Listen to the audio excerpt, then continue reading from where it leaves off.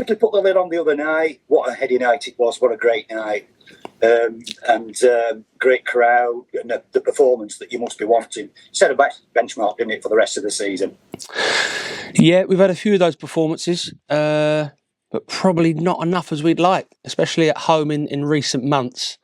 I think we probably all needed that sort of night, especially after the Tranmere game. We needed that sort of rejuvenation in the sort of vibe and the energy, because although our form recently is actually very good in terms of 5 wins out of the last 7, I think the Saturday game just brought a flatness to everyone, didn't it? And that's to ourselves and the players and the supporters. It just felt a little bit flat, and walking around the town Wednesday and bumping into supporters and that, and you could see how buzzy they all were, like we all were, because it was great. And if you'd said before the game you're going to win it by a last-minute penalty save, you would have taken it. But during the game, and when they give the penalty, you do feel a bit sick to the stomach, because you think you're 2-0 up, can't give away 2 goals and lose this game. But like the manager said after, even if they had scored and Boot hadn't made that save, I think everyone would be pleased with the performance, because it was a massive improvement on the performance on Saturday. But yeah, let's not mix our words. That was a much-needed and valuable 3 points. The irony is that you've already passed your points tally for last season when you went in the playoffs. We were at 70, and you're still having to push, having got more already this year. Yeah. We want to get more. I think obviously we can get in 81, can't we?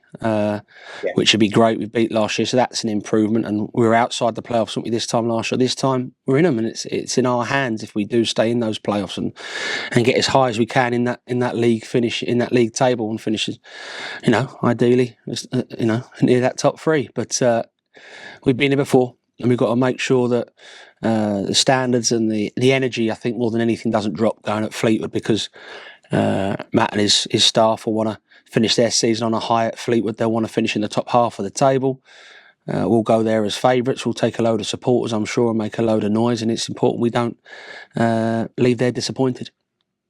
Yeah, what are your thoughts on Fleetwood? They're a solid mid-table side, aren't they? Yeah, they've got some very good players.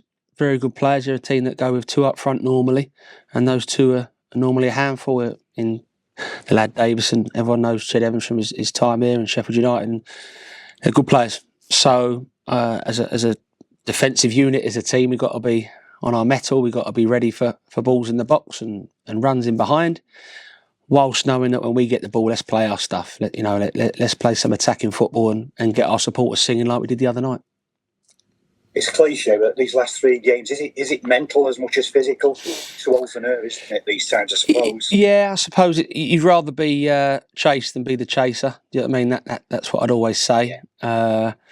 Because if you're chasing, then you can win and look at other people's results. It doesn't make a difference if you win in our shoes. As I said earlier, it will be in our hands. We've got some experienced lads in that dressing room that have probably played in bigger campaigns than League 2 promotion campaigns, with the utmost respect, and we're looking for them to help the lads who maybe haven't been there before through any sort of pressurised and nervous moments within games. Yeah, it struck me, watched mainly League 1 this season, what a good game it was the other night, by the way. Teams getting it down and playing. Yeah. Again, sometimes the perception that it's all won in the lower divisions. It's a good quality league, isn't it? It is, yeah. Obviously, we always try and play a certain way of football. If you look at the teams that are up the top of our league, they're probably a little bit more physical and direct than us. So it's important that we don't ignore those qualities in our performance and stand up to those challenges when they come our way. And I think that was pleasing the other night, because Grimsby, as much as they're a good footballing team, have got a lot of physicality, and we dealt with that. And we also sort of gave it back a little bit. So I think that was a pleasing thing. We were very varied in our performance in terms of the qualities we brought. We stood up to loads of different challenges. Really disappointed we didn't go in at half-time 2-0 up, because I think it would have made the second half a little bit more enjoyable and less nerve-wracking, especially towards the end.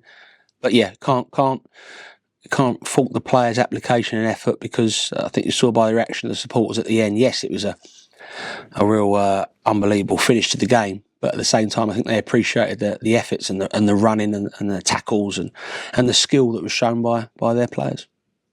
They're going to be a 12th man, aren't they, in this running sport? They always are. And it works both ways.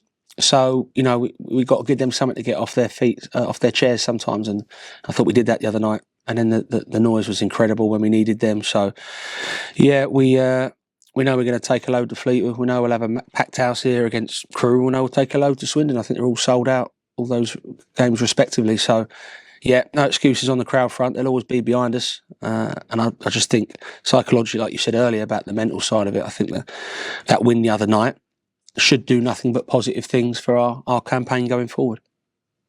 I'm still getting up to speed with the team. Could you just maybe give me indications of injuries and who's fit and able? Yeah, I think we're as we were in terms of the squad that was involved the other night. The starters and the subs are all available. Will Griggs getting ever closer. I think he's travelling with the squad. So we'll see, but that might be just to be part of it again.